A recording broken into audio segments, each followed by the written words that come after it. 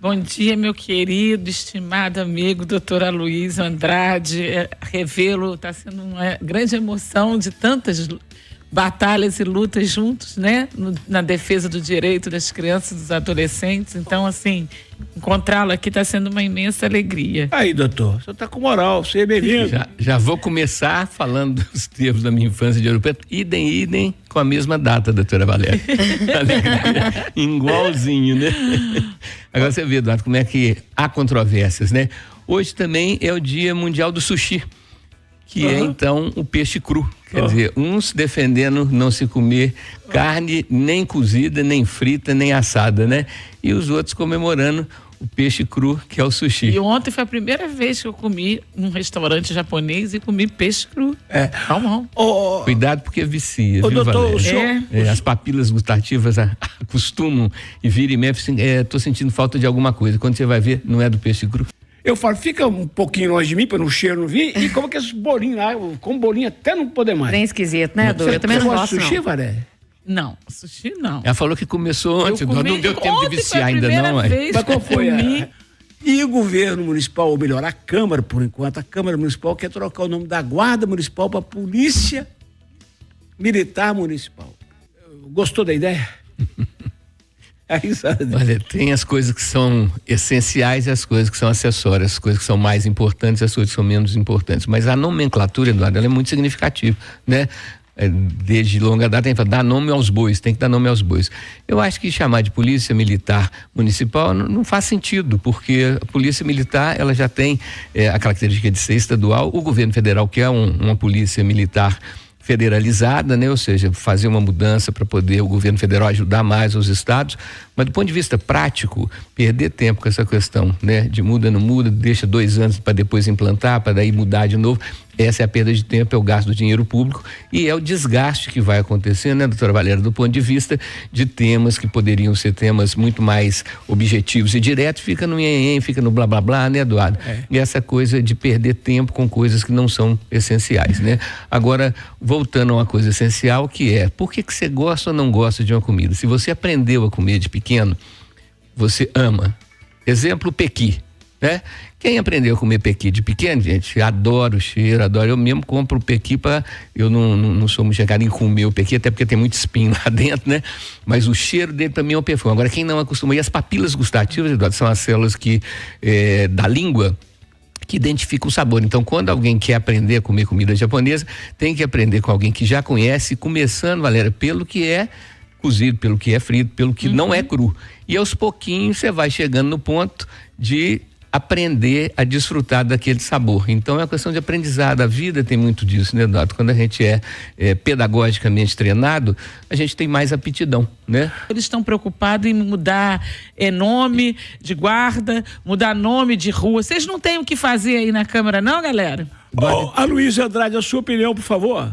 Olha, a doutora Valéria falou uma coisa importante, que o nome não é do Exército Brasileiro como um todo, é de um general específico. E nós temos um exemplo bem claro, que é o Marechal, que é acima até do general, Castelo Branco. O general Humberto Castelo Branco era cearense, mas serviu na 4ª Região do Exército aqui em Belo Horizonte, casou-se com a mineira Dona Argentina Viana Castelo Branco, Dona Argentina da família Viana, até aquela escola que eu fiz o trabalho voluntário durante mais de 20 anos, tem o nome dela, Dona Argentina Viana Castelo Branco. E o Marechal Castelo Branco era um homem extremamente culto, extremamente sábio, e quando ele decidiu, Valéria, devolver o poder para os civis, que seria uma transição depois dos 4 ou 5 anos, mas depois do mandato dele, ele queria convocar eleições, e aí o grupo dos radicais, o Garrastazu Médici, o Alberido Couto e Silva, toda a ala radical do Exército foi contra, e dizem até que o Castelo Branco faleceu num acidente aéreo por um boicote, por um tipo de sabotagem no seu avião. E isso aí, então, teria sido em função dele querer devolver o poder para os civis, né? Então, inclusive, ele tinha o viaduto ali que vai para a região da Pedro II, tinha esse nome, né? Castelo Branco, né? Gente, preciso explicar que a doutora ontem exagerou no sushi acompanhada da filha, por isso que ela tá dando as tropeçadas. Ela já chegou aqui dizendo que ia tropeçar. Não, mas as palavras que deviam ser riscadas do mapa. Publicização é uma delas. Agora, o Luiz Andrade, Vossa Excelência, que já exerceu a vereança, que já foi um edil em Rio Acima. Que isso, doutor? Agora traduz. Edil, vereador, é chique, filho. Me conta, doutor, já imaginou se uma Câmara de maioria da esquerda tira o nome dos generais, aí na próxima eleição vem uma maioria direita, volta o nome do general, onde é que nós vamos parar, doutor? É o desperdício do dinheiro público, desperdício do tempo, né? E uma forma de descrédito, de desacreditar o efeito dos atos legislativos, né, Eduardo? Quando a gente fala em legislativo, a gente quer dizer que são as pessoas que criam as leis, né?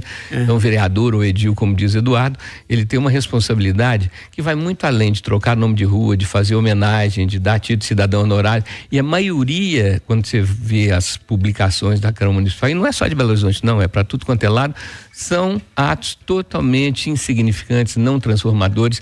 Você vê que a troca do essencial pelo acessório prevalece, né, Eduardo? E lá vai dinheiro público, e lá vai principalmente a esperança da população de que possa vir do legislativo determinações, né, determinadas estabelecimento de regras que vão acrescentar, que vão melhorar a qualidade de vida da população, que vão diminuir as coisas tão sofridas que vêm acontecendo em função disso, de uma falta de comando, porque é a partir das leis que as coisas têm os seus parâmetros, né, Eduardo? Então, do ponto de vista prático, a gente tem tido muita perda de tempo, muita perda de dinheiro e muita perda de credibilidade por parte do legislativo. O executivo nem se fala, então.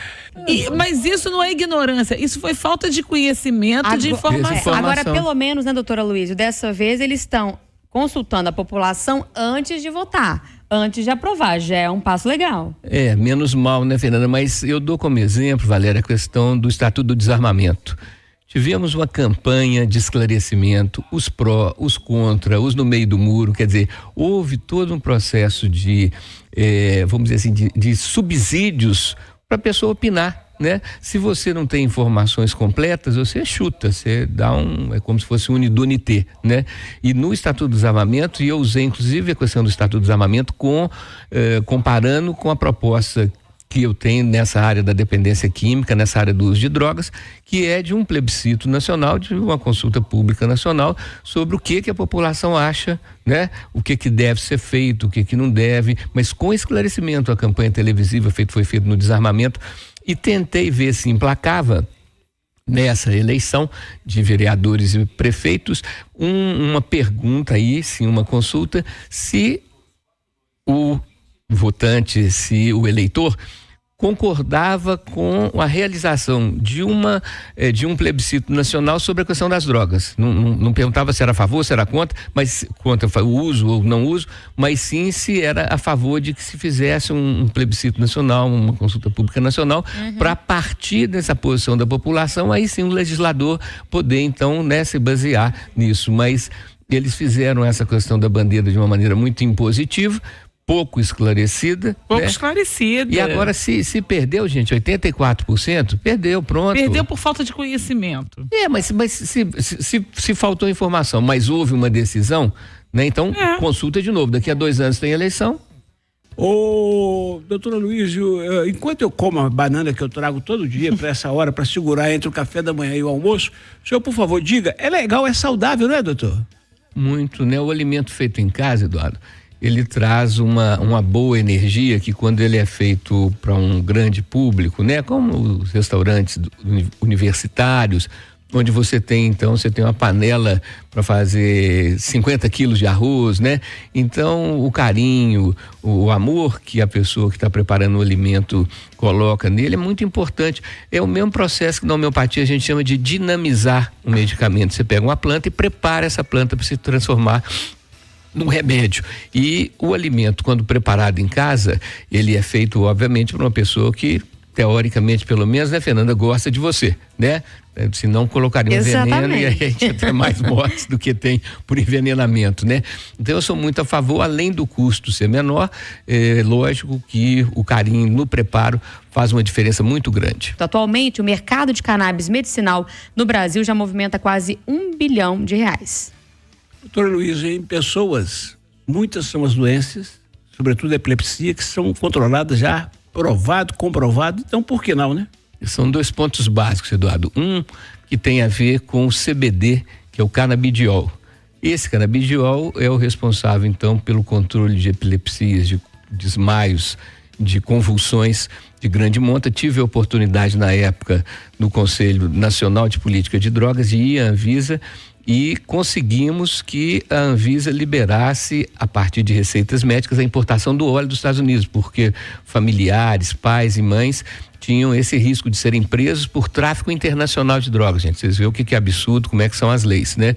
Então fizemos audiência pública, Valéria, lá no famoso Salão Negro do Ministério da Justiça, com pais, com mães de crianças que tinham problemas gravíssimos de convulsão e que conseguiam controlar essas convulsões. O CBD, o canabidiol, até 5 anos atrás, ele não conseguia se produzir o canabidiol sem o tetraidrocannabinol, delta 9 tetraidrocannabinol, que é a substância que dá o barato, que a pessoa fica mais doidona, fica mais, vamos dizer, diferente do que ela é. Então hoje já existe a possibilidade, já se produz o CBD sem o THC, então isso faz uma diferença grande.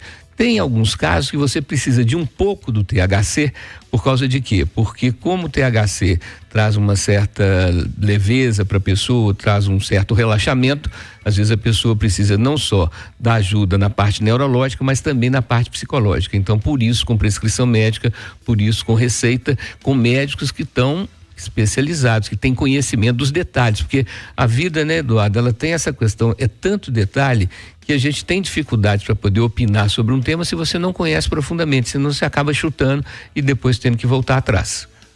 A gente vê o velho jogo do bicho. Por que os bicheiros do Rio não deixam regulamentar de jeito nenhum? Existem vários projetos de lei lá na Câmara dos Deputados para regularizar o jogo, e cadê? Então, assim, vamos regularizar tudo. Quando você regulamenta, você cria padrões de critérios, parâmetros para poder controlar quando não tem, né? Que isso é urgente, essa proibição do uso indevido. E sim um uso regulamentado para você fazer uma consulta de um trabalho, se você tem que fazer uma pesquisa, mas aí são os próprios aparelhos da escola que o aluno vai consultar. Uma concorrência desleal, né, Eduardo? Né? Concorrência desleal, né? A vida do professor, que já é uma vida tão difícil, de repente você ter que disputar com tanto o mundo de informações que vem no celular, a imensa maioria não está consultando informações científicas, nem culturais, nem técnicas, mas sim vê no Instagram, vê no Facebook, quer dizer, coisas que não tem nada a ver com o ensino, tem nada a ver com o aprendizado, e a professora lá naquela luta para poder chamar a atenção, colocar os alunos prestando atenção no tema da aula, e tem então um celular do outro lado. Eu acho que tinha que fazer esse movimento, quer dizer, na entrada, que nem tem o escaninho para deixar determinados objetos, deixa o telefone ali, porque fala assim, não, mas tem muito exercício que é dado através do celular, que faça isso em casa. Agora, enquanto você está com um professor ou um professor na sala, você tem que ter nele a referência, tem que ter nele a base para você então desenvolver as atividades letivas. Ô Viegas, a mulherona tem 22 anos de idade. A mãe falou, chega. Luiz Andrade é a geração neném. Nem estuda, nem trabalha. E podia ter o terceiro nem, que assim, nem sabe o que quer. Né? Então é um vazio muito grande, não é à toa que ficam susceptíveis, vulneráveis ao uso de bebida, de outras drogas, e principalmente aos quadros depressivos. Porque a vida, para ter sentido, tem que ter o que sustente o sentido da vida. E quem sustenta o sentido da vida são duplas de pilares: a família e os amigos, a ocupação, que é o estudo, o trabalho e o lazer, e alguma prática espiritual e os prazeres da matéria. Quando você não tem esses pilares de sustentação, sua vida vai ficando sem sentido e você vai precisando de preencher o seu vazio existencial, ou com comida, ou com bebida, ou com droga, ou com sexo, ou com coisas que são realmente alimentos muito limitados para preencher o seu vazio. E daí esse vazio fica um saco sem fundo, como dizia antigamente, Eduardo, porque é fundamental que a gente entenda que a sensação de vazio da alma, a sensação de angústia básica é de todo ser humano, porque nós temos esse vazio vindo da nossa dualidade. Nós somos matéria e energia, nós somos corpo e espírito, e somos adultos em algumas coisas, infantis em outras. Daí então a importância de a gente construir sentido para a vida, da gente construir esses pilares de sustentação para que a vida seja uma coisa que vale a pena e que te dê alegria a maior parte do tempo. Não o tempo todo, mas a maior parte do tempo. Nós acabamos de conversar com a Polícia Militar, também com o autor, confesso, que acabou também de ser preso, ele apontado pela morte da mãe Débora Silveira Vilaça, de 58 anos, foi morta a facadas dentro do apartamento onde morava na tarde de ontem, na rua Carlos Turner, bairro Silveira, na região nordeste da capital. O autor, confesso, é o filho dela, né? Foi adotado, mas mãe é quem cria, né, Eduardo? Então é o filho dela, de 23 anos, que depois de matar a mãe a facadas, furtou o carro dela, na verdade roubou o carro dela e levou 2 televisões da residência. Vendeu as TVs e foi hoje, né, foi para beber e continuar usando cocaína. Eduardo, ele está sendo medicado nesse momento, estava passando mal ali, mas nada mais grave, e depois vai ser encaminhado direto por militares do 16º Batalhão que o prenderam, a 19ª Companhia Tático Móvel, encaminhado então direto para o DHPP, o Departamento de Investigação da capital, viu, Dudu? Lá no bairro São Cristóvão. Obrigado, Oswaldo. A Luiz Andrade, ele te convenceu de que é um coitado que está efetivamente arrependido? De maneira nenhuma, isso aí é aqueles discursos prontos, aquelas falas pré-fabricadas, né? Para tirar a responsabilidade do seu homem. Agora você pensa, né? Não sei, a idade com que ele... 26. Que ele não, a idade em que ele foi adotado, né? Sim. Se era um bebê, se era uma criança mais velha, mas de qualquer maneira, se ser acolhido por uma pessoa, né, se ser cuidado por uma pessoa e depois você ir matar e dizer que a culpa é da cocaína e da droga, não, isso daí é um mau caratismo.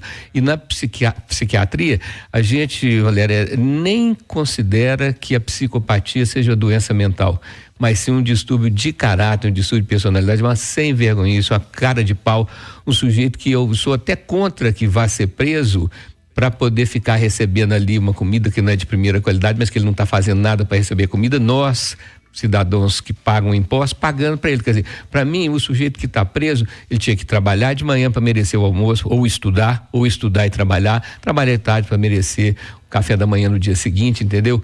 É um absurdo isso daí. Eu nem gosto de comentar isso porque revolta a gente ver e a palavra aceitando tudo, né, Eduardo? O único defeito que eu vejo da obra de Deus é que a palavra explica tudo, blá blá blá vai, blá blá blá vem, e fica parecendo que é a coisa mais normal. Eu não estava sabendo o que eu estava, tô arrependido. Arrependido é E uma última coisa, é rápido. Mas você vê o Maníaco do Parque, vira assunto de filme, quer dizer, vira um ídolo, né? E dezenas, centenas de cartas de mulheres que se correspondem com ele na prisão. Isso que eu ia falar lá na Nelson Hungria. O maior estuprador que tem na Nelson Hungria é o que recebe mais cartas de mulheres